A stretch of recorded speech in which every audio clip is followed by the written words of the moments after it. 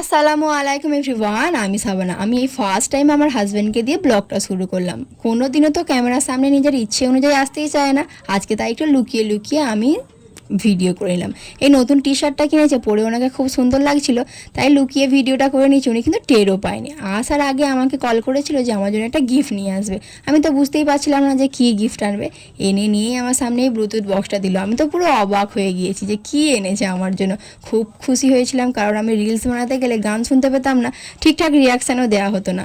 এটা পেয়ে আমার তো খুবই ভালো লাগছিল, আর কোনো ভিডিও করতে প্রবলেমও হবে না।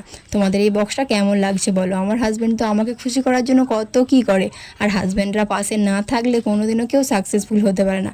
এই বক্সটা আনতেই আমরা সবাই মিলে একটু গান চালিয়ে ডান্স করছিলাম। আমার ননদের মেয়ে কেমনভাবে ডান্স করছে দেখো। আমার মেয়েও তার সঙ্গে তাল দিচ্ছিল, আর আমি তো আছি। আমার কথা আবার আলাদাভাবে কী করে বলবো। তোমাদের ভালো লাগলে আমার চ্যানেলটাকে সাবস্ক্রাইব করে দেবো নেক্সট ভিডিও দেখার জন্য। Bye bye.